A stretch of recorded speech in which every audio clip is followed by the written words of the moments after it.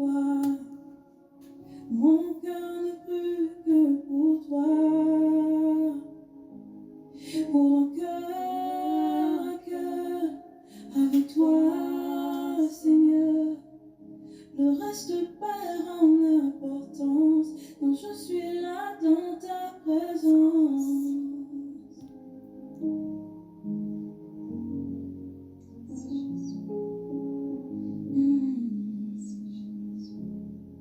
Dans tes bras je me repose. Tous mes fardeaux je dépose. Je connais ta douce voix. Jésus, je ne veux que toi. Pour un cœur à cœur avec toi, Seigneur. Le reste perd en importance quand je suis là dans ta présence.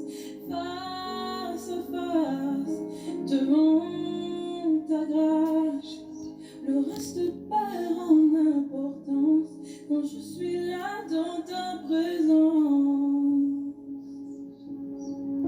Oh, dans ta présence.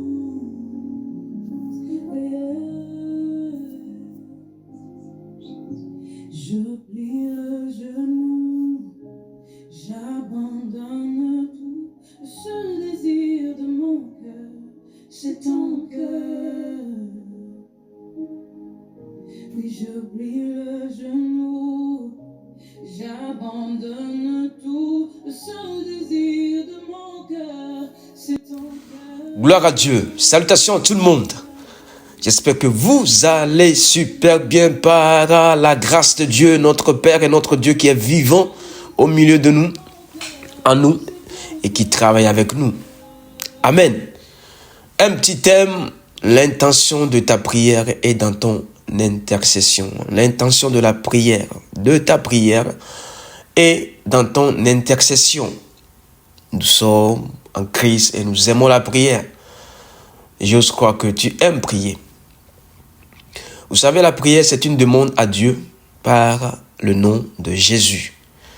Et elle est sous différentes formes. Je ne peux pas citer parce que la liste, elle est exhaustive. On a différentes formes de prière. Et il faut bien fouiller le contenu. Savoir qu'est-ce qu'il faut dire, dialoguer, communiquer avec le bon Père, le bon berger. Et savoir aussi comment la formuler. Je ne parle pas des expressions, je ne parle pas de la langue, mais le cœur.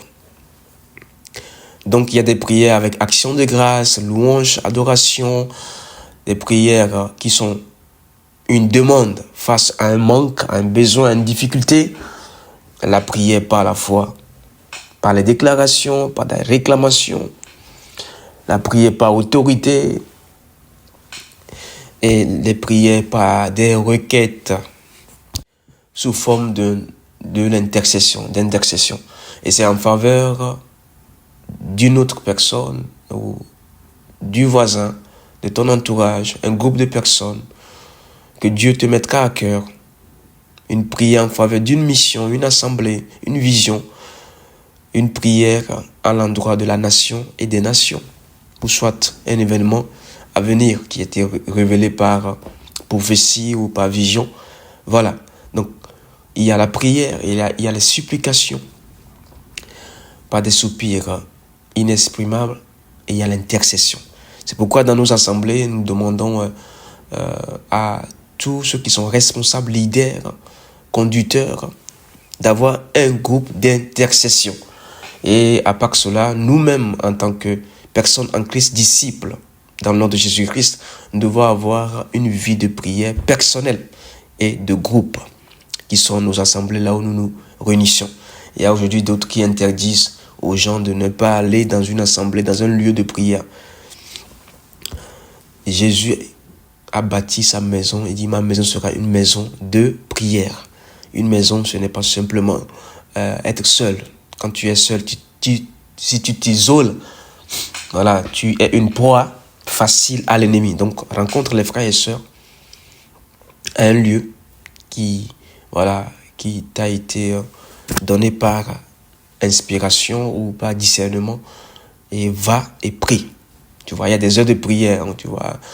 Pierre et Jean dit, à l'heure de la prière, ils allaient au temple. Voilà. C'est vraiment important d'avoir un lieu de prière avec un responsable, un berger, les frères et les sœurs. Ne sois pas seul. La prière est vraiment importante. C'est une licence que tu donnes à Dieu sur la terre ou qu'il descende. C'est une licence que toi tu donnes. Une licence. Vous savez, chaque entreprise a sa licence, mais que tu donnes à Dieu d'agir, d'opérer. Et il ne faut pas arrêter de prier. Tous ceux qui vous disent, oh, vous n'avez pas besoin de prière, vous êtes déjà disciples, ils sont des menteurs. La Bible dit dans 1 Thessaloniciens 5, verset 17, priez sans cesse. Les gens n'aiment pas ce verset, parce que c'est une prière qui te demande quand même une responsabilité, qui te demande aussi des efforts, et c'est un devoir. Tu as droit à une réponse, tu as droit à écouter Dieu, à la main de Dieu, au cœur de Dieu, mais tu as le devoir aussi de prier sans cesse. Le devoir d'être tout le temps dans l'esprit de prière. Quand on dit de prier sans cesse, ce n'est pas 24 H, 24 sur 24, 305 jours sur 305. Non. Il a dit ton esprit doit être connecté, voilà, à la prière. Des petites demandes. Voilà. Psaume chapitre 65, le verset 2, il dit, ô toi qui écoutes la prière, tous les hommes viendront à toi. Les hommes vont où? Ils sont où? Ils sont désorientés par le diable et le monde et par leur propre plaisir. Il dit, tous les hommes viendront à toi. On n'a pas dit que les Français, que les Togolais, que les Canadiens, que les Africains. Non, on dit tous les hommes viendront à toi. Donc, les gens qui ne prient pas, ils ne vont pas à un lieu de prière. Il y a un problème. Vous ne respectez pas la parole de Dieu. Amen. Waouh. Tous les hommes viendront à toi. Aujourd'hui, les hommes attendent que Dieu vienne à eux. Non, c'est à nous d'aller vers Dieu. C'est à nous de se rapprocher de Dieu, de s'attacher à Dieu, de venir vers Dieu. Nous sommes ses enfants. Un enfant qui écarte son père ou qui déteste son père n'est pas un enfant. Parce que le papa l'a engendré, a mis une semence. Et lui, il est sorti. C'est comme ça aussi Dieu, par Jésus-Christ, nous a réconciliés au Père. Donc, retournons à la source. Amen.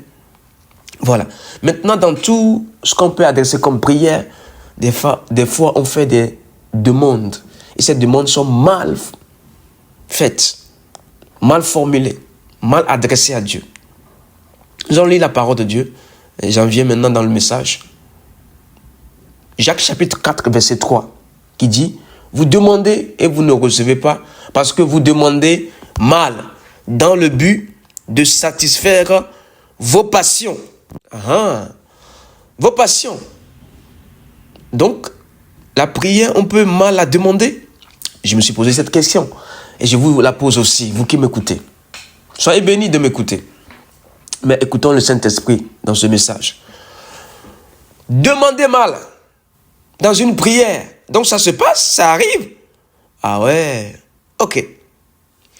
Donc demander mal, ce n'est pas seulement mal formuler une prière, mais c'est surtout prier avec des mauvaises intentions. Des mauvaises intentions. Demander quelque chose à Dieu, mais pour de mauvaises raisons. Non pas pour sa gloire, mais pour notre intérêt personnel, notre orgueil ou nos désirs égoïstes. Ça va être chaud ce matin. Bien-aimé, ça fait longtemps que tu pries. Ça fait longtemps que tu adresses tes prières. Des prières de feu, des prières de réclamation, des prières de déclaration. Mais quelle est ton intention? Quelle est la raison? Est-ce que tu demandes une bénédiction pour impressionner les autres et non pas pour servir Dieu? Est-ce que tu demandes une promotion pour te vanter? pas pour mieux aider? Est-ce que tu demandes une relation par besoin de reconnaissance? Non, par amour sincère. Est-ce que tu demandes la puissance spirituelle, la puissance, l'onction, le feu, pour être vu, liké, avoir beaucoup d'abonnés, avoir beaucoup d'abonnés, de la visibilité, et non pas pour accomplir la volonté de Dieu? Vous savez, j'aime une histoire dans la parole de Dieu concernant l'histoire de Anne, Pénina et Elkana. Anne n'avait pas d'enfant, mais Pénina et Elkana, qui étaient dans le même couple, dans le même foyer, ils avaient un enfant et Anne n'en avait pas. Les intentions de Anne, c'est avoir un enfant pour se justifier, pour impressionner, pour se vanter. Ah, moi aussi, Dieu m'a donné un enfant. Mais ce n'était pas l'intention de Dieu. Ce n'était pas le cœur de Dieu. Dieu voulait un prophète pour son peuple. Pas un enfant qui va concurrencer un autre enfant dans le foyer. Il ne voulait pas un prophète qui va détruire le peuple de Dieu, mais construire le peuple de Dieu et bâtir le peuple de Dieu, qui va annoncer sa parole, son message. Mais c'était caché en Anne. Mais Anne était irritée, énervée, jalouse. Et ses prières n'avaient pas les ossements parce que l'intention n'était pas bonne. Mais le jour où elle a changé l'intention de demander pour Dieu et non pour elle et pour le foyer, Dieu a accordé un prophète. C'est ce qui nous arrive aujourd'hui. Nous avons un besoin. Oui, je respecte. Nous avons une difficulté. Oui, ça arrive. Mais quelle est l'intention derrière ce que tu demandes à Dieu? Dieu n'est pas que bon pour qu'on le traite de bonbon. Nous lisons la parole de Dieu. 1 Samuel chapitre 1, verset 10 à 11. 1 Samuel chapitre 1, verset 10 à 11. Et l'amertume dans l'âme, elle pria à l'Éternel et versa des pleurs. Elle fit un vœu en disant, Éternel des armées, si tu daignes regarder l'affliction de ta servante, si tu te souviens de moi et n'oublie point ta servante, si tu donnes à ta servante un enfant mâle, je le consacrerai à l'Éternel pour tous les jours de sa vie et le rasoir ne passera point sur sa tête. Regardez comment elle a formulé la prière. C'est orienté vers Dieu. Tout pour Dieu. Tout pour Dieu. Tout vers Dieu, mais pour Dieu. Aujourd'hui, tout vers Dieu, mais tout pour moi. Les prières doivent être reformulées, mes frères et sœurs. Donc, la demande semblait bonne pour Dieu. Maintenant, là, Dieu dit non. Son cœur est purifié. Ses intentions, ses raisons sont purifiées. Je lui accorde un prophète, appelé Samuel aujourd'hui, et dans le temps. Donc, la demande peut sembler être bonne, mais si le cœur derrière n'est pas aligné avec celui de Dieu, c'est compliqué. C'est compliqué. Dieu regarde toujours l'intention du cœur avant la parole des lèvres et de la bouche. Dieu regarde ça. Waouh. L'intention du cœur, mes amis. Quel cœur vous avez avant de prier Dieu? Quelles sont vos pensées quand vous priez? Quelles sont vos motivations, vos désirs? Parce que l'homme regarde à ce qui frappe les yeux, mais Dieu regarde au cœur. 1 Samuel chapitre 7, verset 7. C'est de ça que ce verset est sorti. Dieu regarde toujours au cœur. Demandez bien ces prières avec un cœur sincère. Cherchez sa volonté. Pas pour notre confort. Pas pour notre confort. Il y a quelque chose qui s'est passé encore. Vous savez, quand pour Samuel, on dit le rasoir ne passera pas sur sa tête. Il y a un deuxième fils aussi appelé Samson. Pareil, Dieu a dit à sa maman, le rasoir ne passera pas sur sa tête. Pour Samuel, ça a été respecté C'est deux Sam, hein. Samuel et puis Samson. Les deux Sam. Pour le premier Sam, Samuel, ça a été respecté. Samuel a fait un beau travail étant prophète. Mais regardez Samson. Samson avait une telle onction. Le rasoir ne devait pas passer sur sa tête. Mais finalement, le rasoir est passé. Quand on parle du rasoir, on ne parle pas de la tondeuse. On ne parle pas d'un rasoir avec une lame. On parle de la désobéissance. Au fait de louper la volonté de Dieu, de ne pas rentrer pleinement dans le plan de Dieu. Le rasoir ne passera pas. C'est une passerelle, un pont pour tomber dans le péché. D'oublier Dieu, de faire les choses dans la chair. C'est ça le rasoir. C'est-à-dire, l'enfant sera consacré que pour l'œuvre de Dieu, pas dans les choses du monde. Mais Samson aimait les prostituées et finalement est descendu. Le rasoir est passé par la tête par Delilah, qui était une femme préparée dans le monde spirituel, une petite Jézabel, qui a fatigué notre grand frère Samson avec son onction. Ses tresses de cheveux ont été coupées par une femme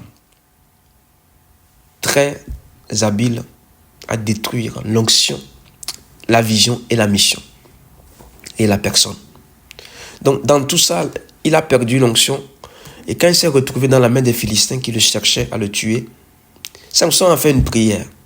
La prière n'était pas bonne. C'était une prière de vengeance. C'était pour son confort. Dans Juge chapitre 16, le verset 28 à 30, on dit, alors Samson invoqua l'Éternel. Avec les yeux crevés, on dit, invoqua l'Éternel et dit, Seigneur Éternel, souviens-toi de moi, je te prie. Ô Dieu, donne-moi de la force seulement cette fois, et que d'un seul coup, je tire vengeance des Philistins pour mes deux yeux. Et Samson embrassa les deux colonnes du milieu sur lesquelles reposait la maison.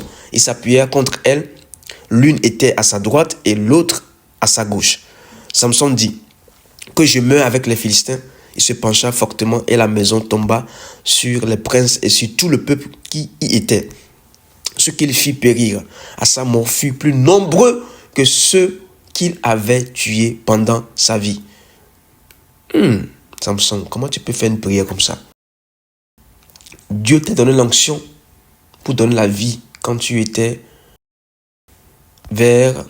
avec ces personnes. Maintenant, tu as tué plus qu'eux. Parce que la prière n'était pas bonne. Et certaines prières, c'est pour tuer, détruire, égorger, faire disparaître des générations. Il demandait l'onction. Il demandait à recouvrir les yeux, à retrouver ses yeux. Mais son cœur était méchant dans la prière. Il y a beaucoup qui font des prières comme ça. Des prières de méchanceté. Des prières de vengeance. Non, c'est à Dieu la vengeance et la rétribution. Ce n'est pas à toi de se venger. Là, il s'est vengé physiquement, pas spirituellement. La vengeance spirituelle, on le laisse à Dieu. On confie les personnes, Dieu même gère. Mais ici, regardez ce qu'il a fait avec son onction. Il s'est appuyé sur les colonnes. Il a détruit tout. Il n'a pas demandé la repentance. Moi, je pensais que Samson devait se repentir et dire, Seigneur, pardonne-moi, ouvre mes yeux pour que je recommence avec toi. Non. Détruis ses ennemis et que je meure avec eux. C'est-à-dire que je parte en enfer avec ces gens-là. La prière n'est pas bonne. Elle est bien. Vous savez, Dieu, il respecte la volonté de Dieu et notre volonté, la volonté de l'homme. Ce que tu lui dis, il va le faire. Lui, il a fait. Mais la prière n'était pas bonne. C'est pourquoi faites attention à la prière. Faites attention à ce que vous demandez à Dieu. Ah oui, Dieu, il est miséricordieux, il est grand, il est tout puissant. Ce que tu lui demandes, il le fait. Regardez, quand les gens voulaient un roi, Dieu a laissé, ils ont choisi Saül. Des fois, on met la pression pour Dieu. Ok, tu me mets la pression, moi je te l'accorde. Mais je ne suis pas dedans. Ah oui. Et pourquoi les gens ont demandé, ils ont reçu, mais après ils étaient déçus, désespérés, ils ont regretté.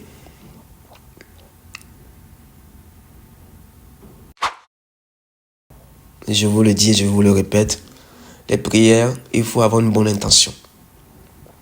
Donc on demande mal, Parce que c'est pas orgueil, pas égoïsme, pas jalousie, pour paraître, se comparer, se prouver, mais tout en doutant de Dieu. Mais celui qui demande bien, c'est par humilité et par la foi. C'est pour servir, aimer, glorifier Dieu et non l'humain, en se confiant pleinement à Dieu par le nom de Jésus-Christ. Quelques secondes, fais cette prière avec moi. Seigneur, purifie mes motivations. S'il te plaît, Jésus, purifie mes intentions. Ma demande a été très mauvaise. J'avais un désir charnel en te demandant. Change mon cœur. Que tout ce que je demande soit pour ta gloire et non pas pour la vanité, ma chair et mes propres désirs. Au nom de Jésus. Amen. Nous continuons notre message.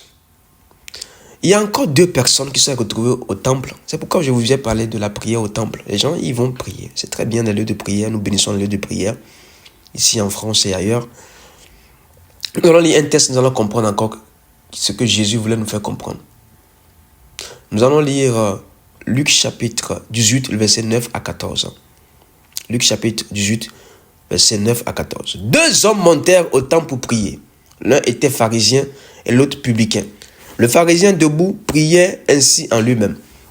Oh Dieu, je te rends grâce de ce que je ne suis pas comme les autres hommes qui sont voleurs, injustes, adultères ou même comme ce publicain.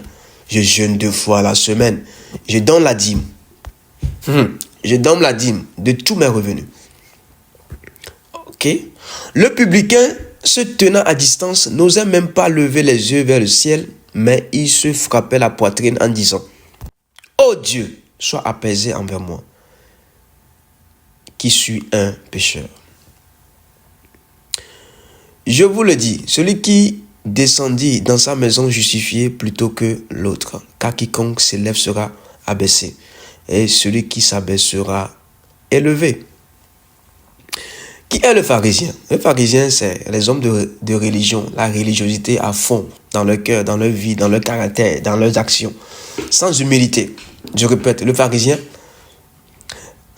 représente celui qui croit juste par ses œuvres. Il jeûne, il donne, il prie, mais il fait tout pour être vu. Il se compare aux autres, au lieu de se présenter humblement devant Dieu. Sa prière, son intercession, sa requête est centrée sur lui-même, pas sur Dieu. Or, le publicain, c'est quelqu'un, un homme simple, rempli d'humilité, qui reconnaît son péché et le statut de pécheur, mais qui vient se repentir. Et en ce temps, les publicains, c'est les collecteurs d'impôts. Donc, ils étaient méprisés à l'époque, considérés comme impurs. Mais lui, il reconnaît sa faute.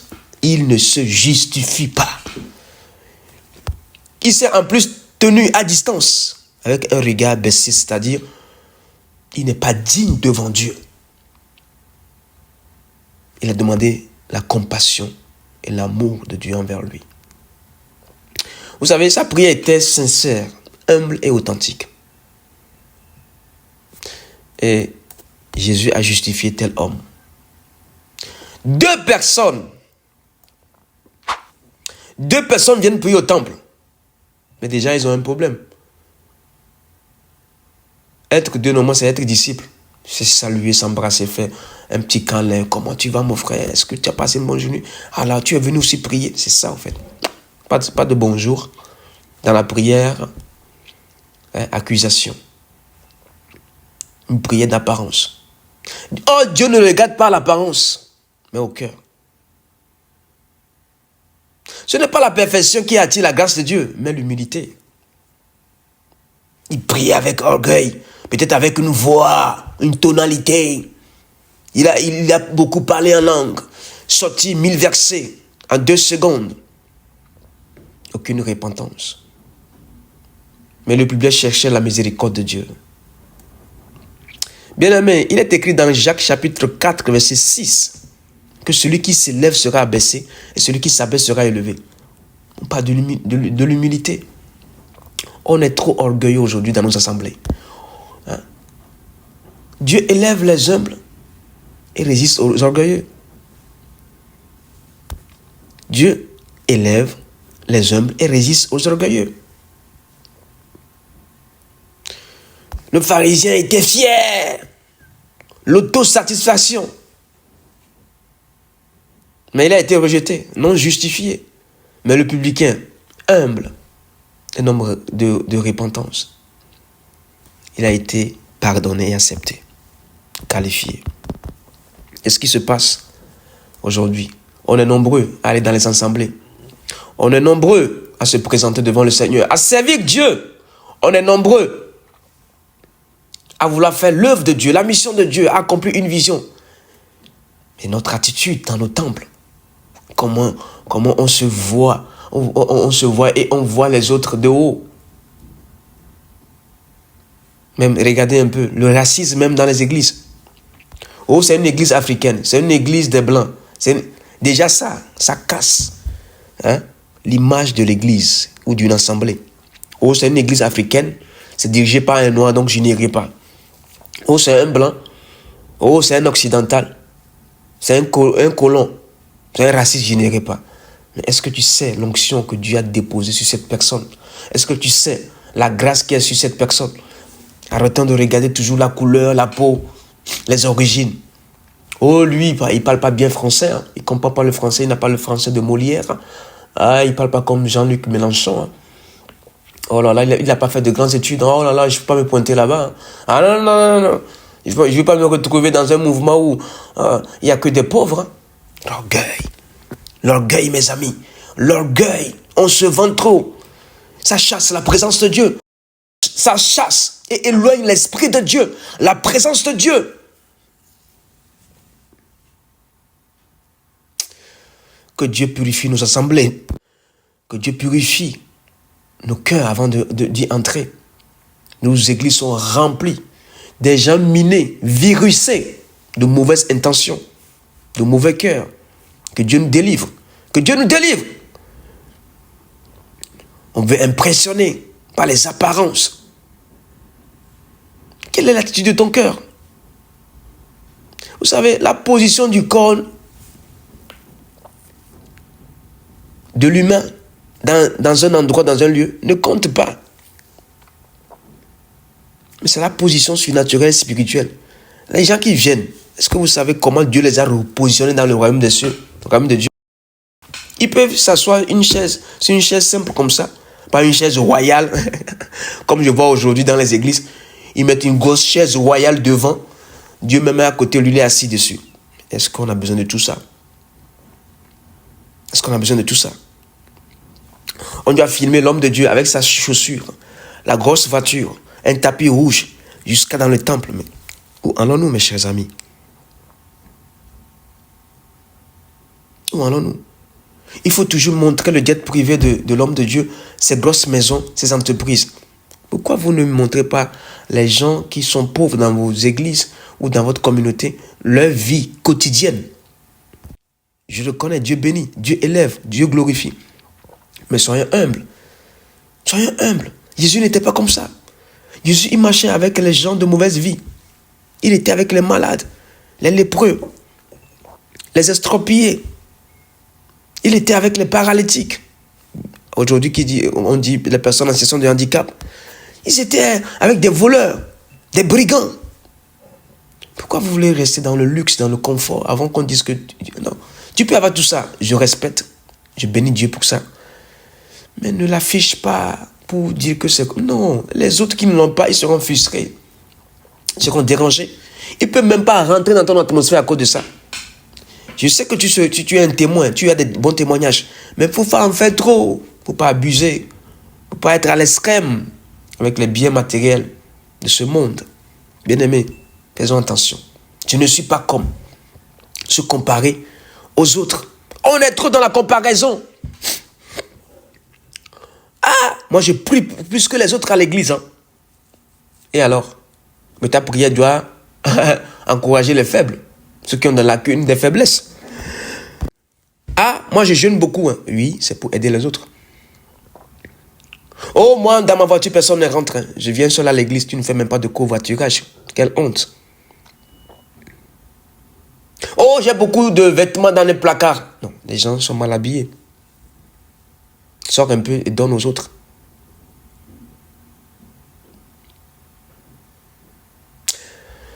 Bien-aimés, nous avons besoin vraiment de la grâce de Dieu. On est loin de Dieu. La concurrence. Aujourd'hui, il y a trop de concurrence dans l'église.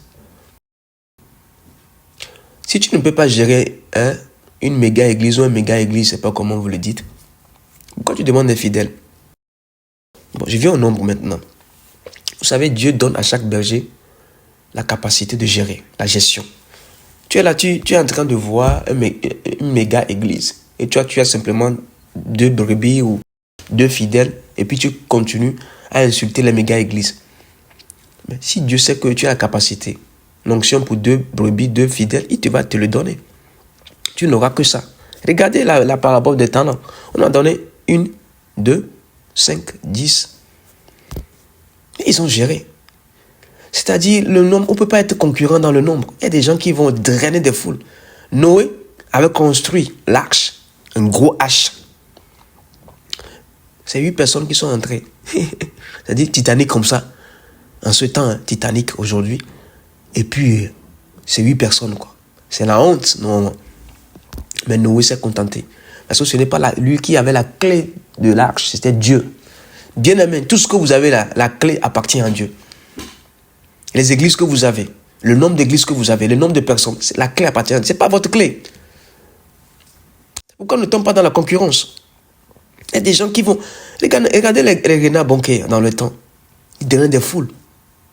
Mais ils n'avaient pas d'église. Ils drainaient des foules. Il y avait des ministères qui sont sortis de son ministère. Des églises, des implantations d'églises qui naissaient. Ce que tu n'as pas, tu ne peux pas donner, tu ne peux pas transmettre, ni transférer. C'est ce que tu as que tu donnes. Regarde ta vie, regarde ton visage. Regarde même ta propre vie. Ta propre vie même, rien ne va dans ta vie. Pourquoi tu veux te concurrencer à l'autre? Le désir d'être meilleur que l'autre. Ce que Dieu te donne, la gère bien. Dis le peu que tu gères, je vais les multiplier. Dans la concurrence, l'autre n'est plus un partenaire, mais un rival. Cela naît souvent de la peur d'être oublié ou de ne pas exister si l'autre réussit. Cherchez toujours la première place. La première place. Ah, les titres. Les comparaisons de titres. Oh, moi je suis prophète, je ne peux pas marcher avec l'apôtre. Oh, moi je suis apôtre, je ne peux pas marcher avec le petit évangéliste. Oh, moi je suis pasteur, ça fait 20 ans, je suis docteur. Oh, vous ne connaissez rien dans la parole de Dieu. Mais où allons-nous? Jésus, il était simple. La porte d'entrée de la concurrence, c'est pourquoi lui et pas moi? Pourquoi elle réussit plus vite et pas moi? Pourquoi elle progresse, elle évolue et pas moi, et pas ma famille, et pas mon foyer? La concurrence, la comparaison détourne le regard de notre propre parcours. Elle fait perdre la paix et empêche la gratitude. C'est arrivé à Caïn et Abel, dans le premier jardin de Dieu, dans la première famille, je dirais. La comparaison l'a conduit à la jalousie. Caïn, soit délivré de l'esprit Caïn. Il pouvait apprendre auprès de son frère. Aujourd'hui, les gens ne veulent pas apprendre. Ils veulent simplement, voilà, se distinguer. Voilà, la distinction, la différence. Oui, tu as ta couleur, mais nous sommes tous citoyens du royaume de Dieu. Nous sommes tous frères et sœurs en Christ. C'est le même Christ qui est mort pour nous. C'est le même sang qui a été versé pour moi et pour toi. Bon, c'est pas pourquoi tu fais la comparaison. La comparaison d'être à cette position, à cette place. Et regardez comment les gens cherchent la place, les positions. Ils ne veulent rien faire comme travail pour Dieu, mais ils veulent la place. C'est ce que nous remarquons aujourd'hui. Les gens s'approchent de toi, c'est pour des places. Pas pour épouser la vision. Pas pour te pousser, te propulser à aller plus loin. Pas pour t'encourager à briser les limitations. Ils t'observent une fois, deux fois, dès qu'ils n'ont pas de place, ils quittent. Frère, Jésus nous a donné déjà une place, une position dans le lieu céleste. Mais qu'est-ce que tu cherches sur la terre? Ce que tu as fait, fais-le. C'est pourquoi vous allez voir deux disciples encore qui sont venus. Histoire de deux disciples là. Dans Marc chapitre 10, verset 35 à 40. Et puis on lira aussi le verset 43. Non, je suis calme. Il n'y a pas de feu, il n'y a pas de chantier de démon aujourd'hui. Le démon même va sortir après avoir écouté ce message. Marc chapitre 10, le verset 35 à 40. Marc 10, verset 35 à 40. Les fils de Zébédée, Jacques et Jean, s'approchaient de Jésus et lui dirent, Maître, nous voudrions que tu fasses pour nous ce que nous te demanderons. Allez, c'est encore une prière. Hein? Que voulez-vous que je fasse pour vous? Accorde-nous, lui dirent-ils, d'être assis l'un à ta droite et l'autre à ta gauche, quand tu seras dans ta gloire. Jésus leur répondit, mais vous ne savez pas ce que vous demandez. Pouvez-vous boire la coupe que je dois boire ou être baptisé du baptême dont je dois être baptisé? Nous le pouvons, dit-il. Et Jésus leur répondit, il est vrai que vous boirez la coupe que je dois boire et que vous serez baptisé du baptême dont je dois être baptisé. Mais pour ce qui est d'être assis à ma droite ou à ma gauche, cela ne dépend pas de moi et ne sera donné qu'à ceux à qui cela est réservé. Les filles de Zébédée, là, ils ont osé quand même. Hein. Ils ont osé. Il y a des places qui sont réservées déjà, frères, sœurs. Ce n'est pas des places de parking. C'est des places royales, des places dans le royaume de Dieu qui est réservé. Mais eux, leur demande, c'était